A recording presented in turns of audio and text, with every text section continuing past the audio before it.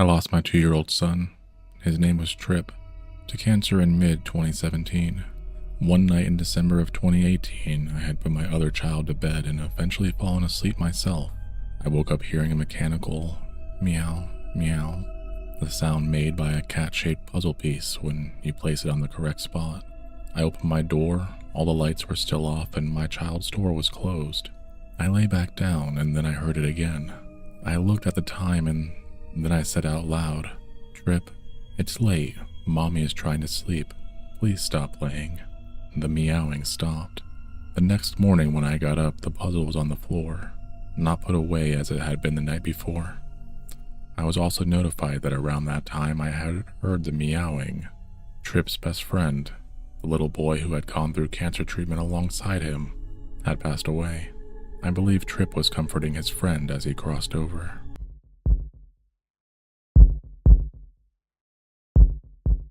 This isn't exactly a story, more of a personal experience that unfolded over years. When I was little, probably between the ages of 7 and 10, I had a friend.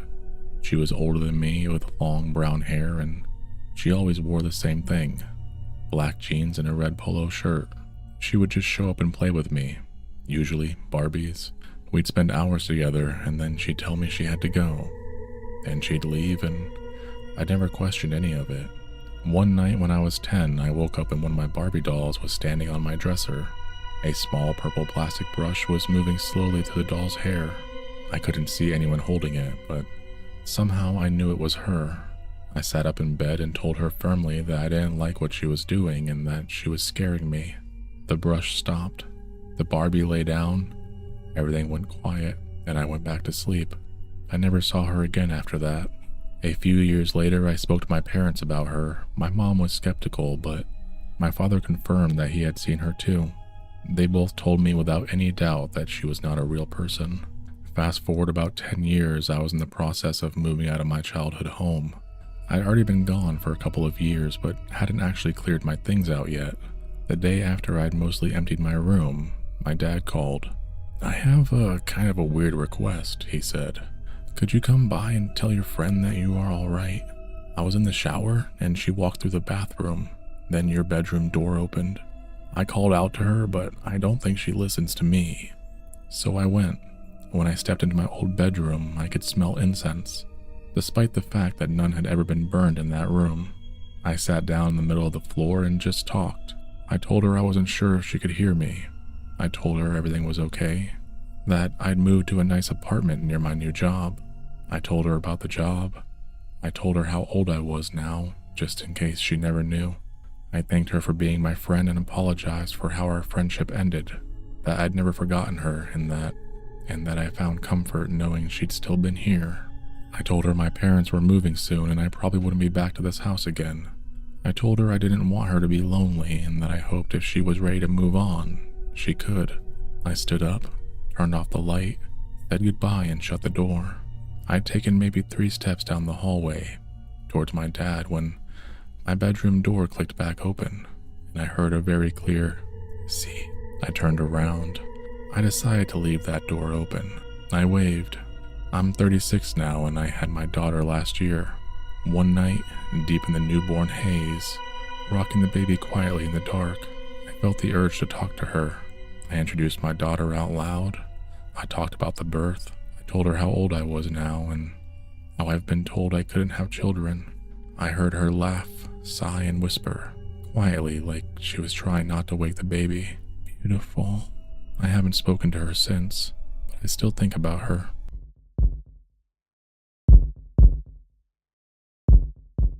When I was around 11 or 12, I shared a bedroom with my younger sister, who was about 9. One night, a sound woke me up. I sat up and saw a human-shaped figure sitting on the padding storage bench at the front of our room. I assumed it was my sister and I called her name a few times. No response. I looked over at her bed and she wasn't in it. That's when I started to panic. The figure was facing in my direction, but where its face should have been was just a black void, a dark, empty space. The rest of the body appeared solid and white, almost like a person, and it was moving its arms. No sound, it just sat there, moving its arms silently in the dark.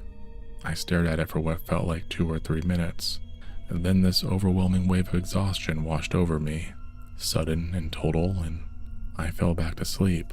I woke the next morning still sitting upright, slumped forward in the same position. I had wet the bed, something that hadn't happened since I was 3 years old. My sister was gone from the room. I ran to my parents' bedroom and found her there in their bed. They told me she had come running in during the night, terrified, saying there was a ghost in our room. Her description was identical to mine. We're both in our late 40s now, and we still remember it as clearly as if it happened last night. To this day, it remains the most frightened I have ever been in my life.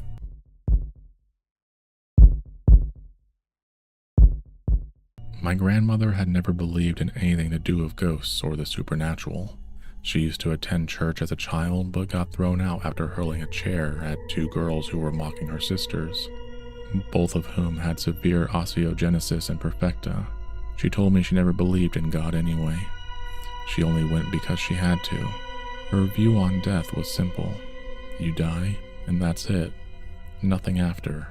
My grandmother is one of the most consistently cheerful, grounded people I've ever known. Hilarious, laid back, a great source of comfort, and a dedicated gardener. I used to visit her nearly every day. One day I arrived and she was not herself at all. She told me she had been in the garden picking peas when a woman appeared out of nowhere, almost transparent, like a figure you could nearly see through. The woman spoke to her. She said, "Stop digging up my roses. This is my garden." My grandmother, being my grandmother, collected herself and explained that it was actually her garden now, and that she grew vegetables. The figure simply disappeared. My gran turned and ran back into the house to get my grandfather. I have genuinely never seen my grandmother have a bad day. That's just how she lives. The glass is always half full. But after this, I noticed a real change in her. She stopped gardening for a while. She did eventually start again, and now she plants a lot of flowers. She has never spoken about it again. The look on her face when she told me was one I had never seen on her before. Pure horror.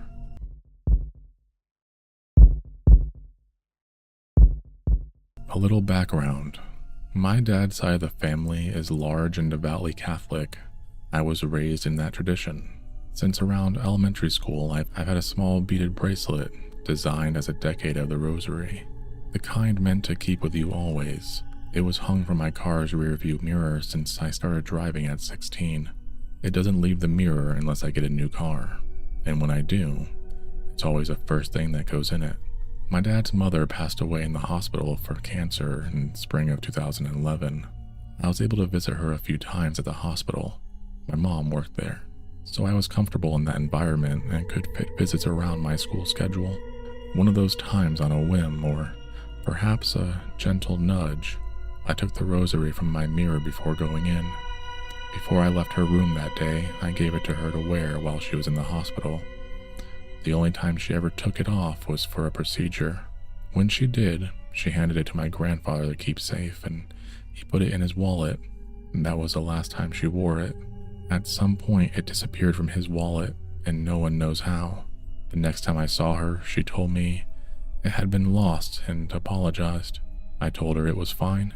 It genuinely wasn't a big deal to me at that time, and I forgot about it not long after. She passed away a few weeks later. I'll be honest, that period around her funeral is very blurry for me. I had just come through a major planned surgery, and my grandmother had essentially held on until I was home and recovering before she let go.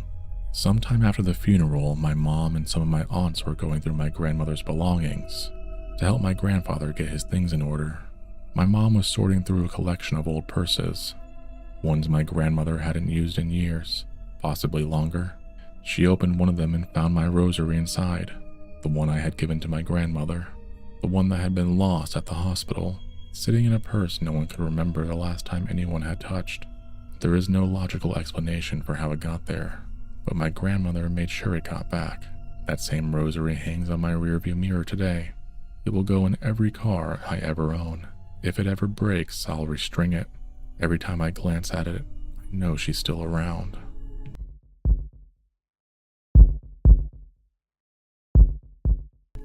When my mom was growing up, my grandparents owned a pub. And not just any pub. It's a genuinely old building that now carries a heritage order. In the cellar, there was a bricked-up doorway that had once led down to the Thames, where a small jetty allowed deliveries to be unloaded directly into the pub. One of the barmaids who worked there years ago had been messing around on that jetty and fell into the river. She drowned. The regulars talked openly about how she haunted the place, and my grandparents confirmed it separately. They would regularly come downstairs to find stock moved, the floor swept, other small things rearranged, the kind of things you associate with a presence. But this is my mom's story. She was a teenager, the bar was closed for the night. She and my dad had a group of friends over and they were playing pool, and she watched the barmaid walk straight out of the bricked up doorway in the cellar wall. They all saw it. She moved along the bar and disappeared into the living quarters upstairs. The braver ones in the group followed her up. She was gone. The only thing they noticed was that it was bitterly cold up there. I believe this story without question. My mom is one of those most rational, no-nonsense people I know, and my grandparents, who had no idea my mom had witnessed anything that night, had already independently told me the pub was haunted.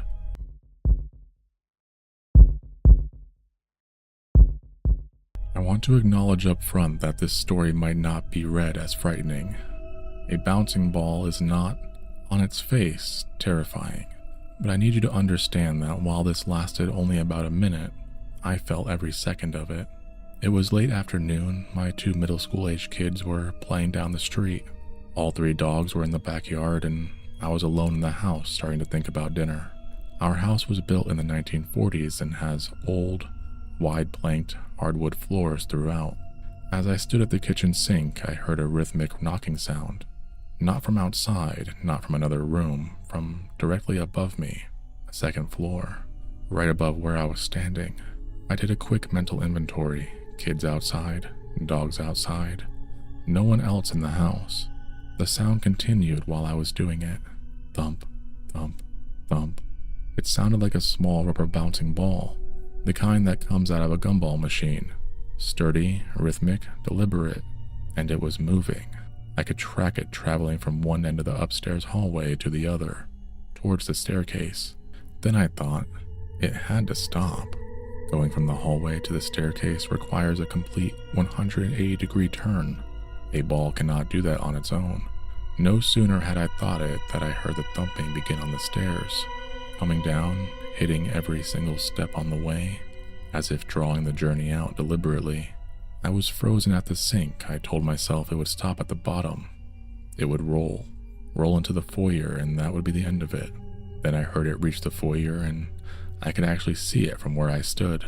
A tiny ball, bouncing on its own, making its way down the last few steps as if guided by something I couldn't see. It didn't stop in the foyer. It made a sharp 90-degree turn into the dining room. The hair on my arm stood up. I watched it turn again.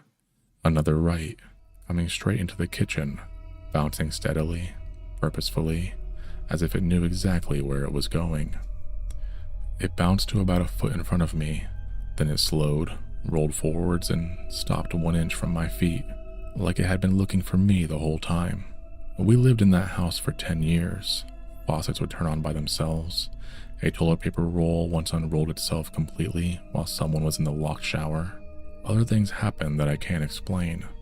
None of it frightened me the way this ball did. A bouncing ball is only scary when it moves with intelligence, when it navigates corners, descends stairs, changes directions, and finds you exactly where you're standing.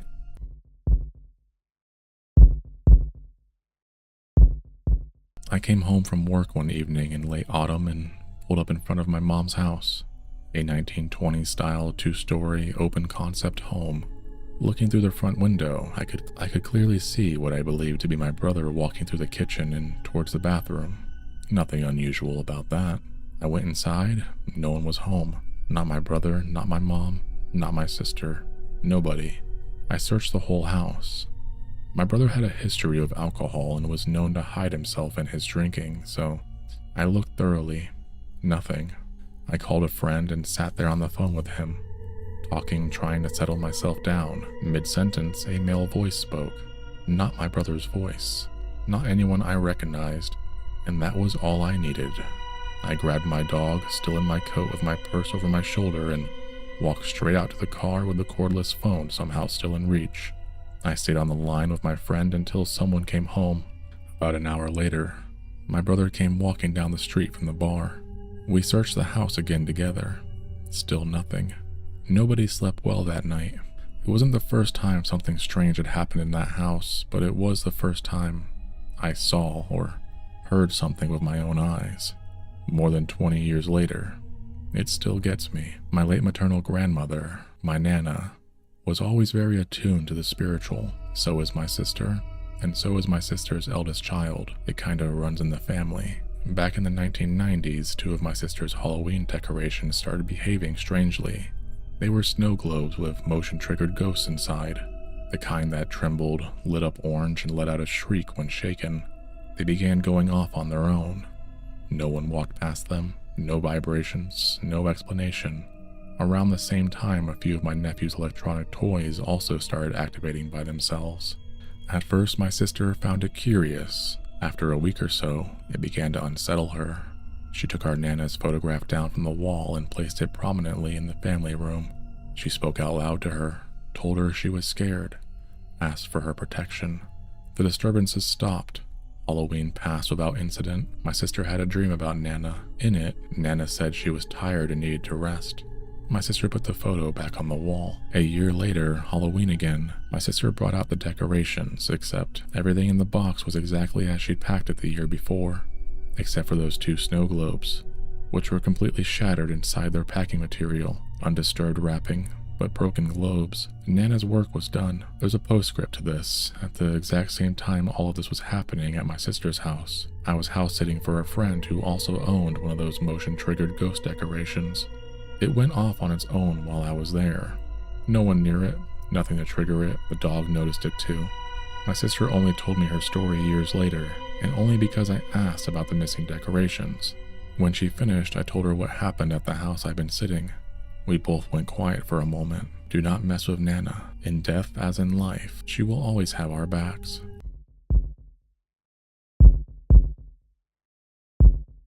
I was 14. A group of us had walked back to my friend's house after school. 5 of us in total. Only one boy in the group, my best friend, N. I'd never really believed in Ouija boards. Every story I heard after involved someone clearly pranking the group or nothing happening at all. We set it up properly and followed all the usual steps. Almost immediately, things got strange. The responses we were getting were in Latin. None of us spoke Latin. We were from a small town where the only foreign language offered at school were German and Spanish. We had to pull out translation tools to try to understand what was being spelled out. I don't remember the specific content of what came through. What I do remember is that at some point I stepped away from the board because I started feeling dizzy and nauseous. I watched from a distance while the others continued. When we were done, we all settled in A's living room. I took a short video on Snapchat of A showing everyone her violin and saved it. Later, when I watched the video back, I heard it. A faint male voice. Underneath everything else, it said either Zozo or Zozo. We were the only people in that house. There was no way it was N. I knew his voice, and this was nothing like it. I researched it afterwards. Others had reportedly made contact with something that identified itself the same way. 9 years later, I showed N the video. He confirmed immediately that it was not his voice. He's been just as unsettled about it as I have ever since.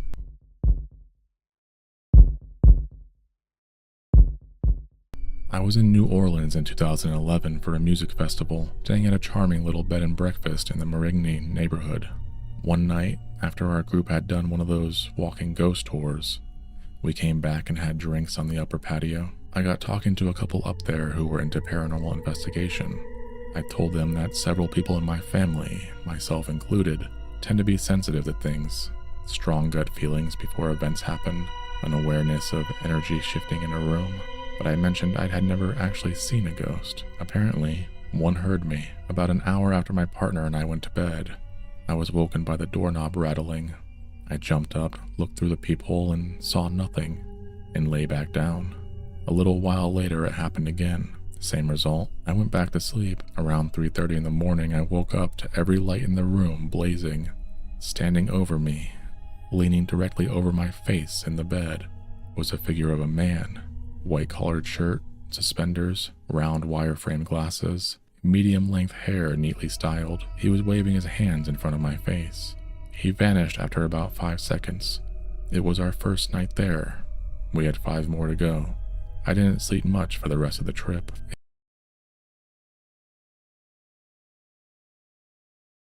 A few years ago, my girlfriend and her 2 children moved into a house I had just purchased.